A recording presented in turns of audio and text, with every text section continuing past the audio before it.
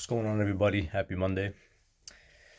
The big, beautiful bill is really making some headwind now in the Senate, and it's kind of interesting to see what they've taken out of that bill and what hasn't been taken out.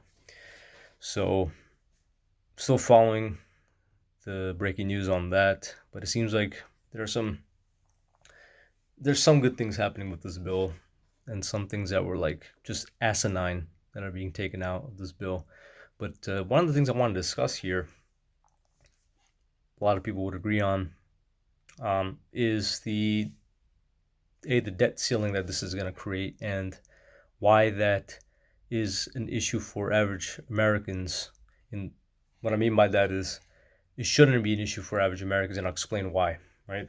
So according to a lot of estimates here, we're expecting a 3.3 trillion to anywhere from 3.3 trillion to 5 trillion of in a deficit over the next 10 years because of this bill.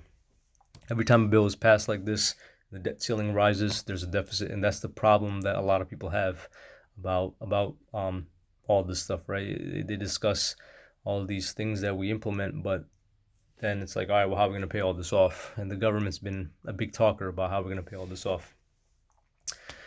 But you guys don't want to go after the billionaires who are undercutting corporate taxes that can easily fund all this stuff. It just doesn't make any sense. But then when you look through the cracks, it does, right?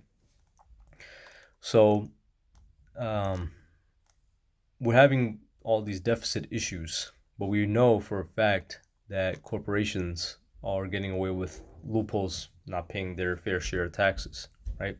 We wouldn't have this deficit issue if corporations paid their taxes. For the longest time, I couldn't understand why would the government work against its own interests. These are the first people you should go after, right, to get that money in taxes that is owed to us. We have to borrow money when in reality, sure, we might have to borrow a little bit, but we won't have to borrow as much as we need to if corporations just paid their fair share of taxes. I'm reading some stuff here, but it's kind of frustrating. It doesn't really make logical sense. But then when you look deep into why things are the way they are, why the U.S. government won't aggressively go after these tax loopholes and these corporate tax dodgers, because they benefit from it, right? The people who join these ranks in our politics end up becoming some of the wealthiest individuals, and they're in cahoots. Let me do this right. With corporations, right? Corporations own their ass through lobbying, through campaign donations. A lot of times when these folks leave public office, they get jobs with these corporations. So corporations, that's daddy to them, right? So got to take care of daddy. And it's kind of messed up. So just want to make these short, quick videos to discuss, like, if you feel frustrated about all this stuff, like, why do we have to like have this discussion about deficits when it comes to these bills being passed, and why is there a deficit to begin with?